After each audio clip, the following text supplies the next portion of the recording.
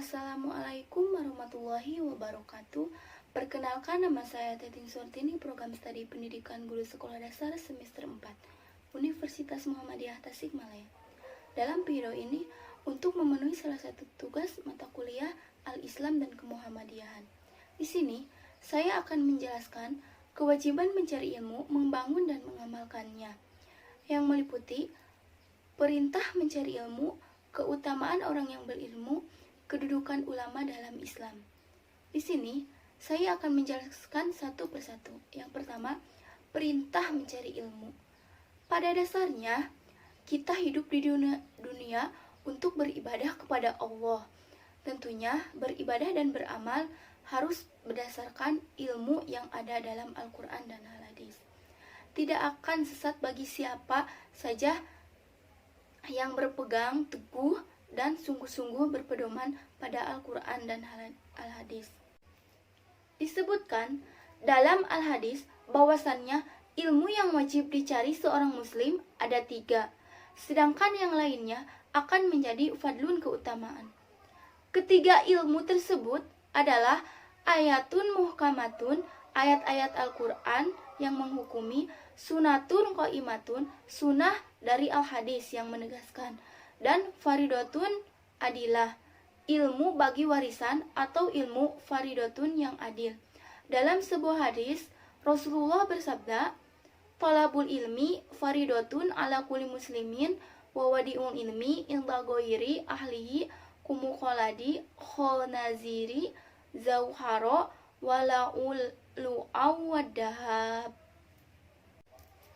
Menuntut ilmu adalah wajib bagi setiap muslim, dan orang yang meletakkannya ilmu kepada orang yang bukan ahlinya, orang yang enggan untuk menerimanya, dan orang yang mentertawakan ilmu agama seperti orang yang mengulangi beberapa babi dengan beberapa permata dan emas. Juga pada hadis riwayat yang lainnya, carilah ilmu walau sampai ke negeri Cina. Dalam hadis ini, kita tidak dituntut mencari ilmu ke Cina, tetapi dalam hadis ini riwayat menyuruh kita mencari ilmu dari berbagai penjuru dunia, walau jauh ilmu harus tetap dikejar. Yang kedua, keutamaan orang yang berilmu. Orang yang berilmu mempunyai kedudukan yang tinggi dan mulia di sisi Allah, dan masyarakat Al-Quran menggelari golongan ini dengan berbagai gelaran mulia dan terhormat yang menggambarkan kemuliaan dari ketinggian kedudukan mereka di sisi Allah Subhanahu wa Ta'ala dan makhluknya. Di sini, kewajiban mengamalkan ilmu.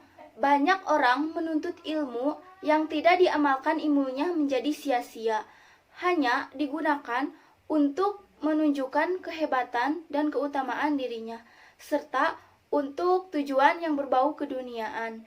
Amalkan ilmumu bila engkau ingin selamat dari azab Allah. Dalam mengamalkan ilmu, kita harus memperhatikan hal-hal sebagai berikut. Di antaranya, pertama, jangan melihat tempat dan waktu dalam mengamalkan ilmu. Yang kedua, meskipun sedikit amalkan ilmumu. Yang ketiga, janganlah menunggu masa tua dalam mengamalkan ilmu.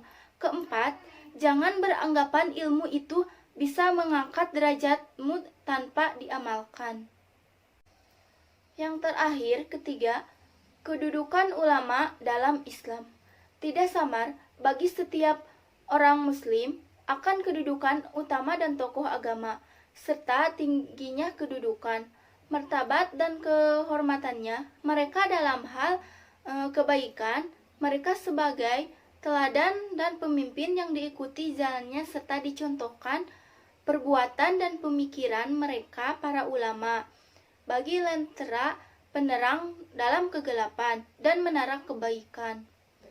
Juga pemimpin yang membawa petunjuk dengan ilmunya, mereka mencapai kedudukan al-hayar, orang-orang yang penuh dengan kebaikan, serta derajat orang-orang yang bertakwa dengan ilmunya. Para ulama menjadi tinggi kedudukannya dan martabat, menjadi agung dan mulia kehormatannya. Syekhul Islam Ibnu Taimiyah rahimahullahu berkata, jabatan dan kedudukan tidaklah menjadi orang yang bukan alim, menjadi orang yang bukan alim, menjadi orang yang alim. Kalau seandainya ucapan dalam ilmu dan agama itu berdasarkan kedudukan dan jabatan, niscaya khalifah dan sultan, pemimpin negara, lebih berhak untuk mendapatkan dalam ilmu dan agama. Nah, itu dia ketiga kewajiban mencari ilmu, mengembangkan dan mengamalkannya. Perintah mencari ilmu, keutamaan orang yang berilmu, kedudukan ulama dalam Islam. Sekian yang saya dapat paparkan, mudah-mudahan ada manfaatnya. Terima kasih. Wassalamualaikum warahmatullahi wabarakatuh.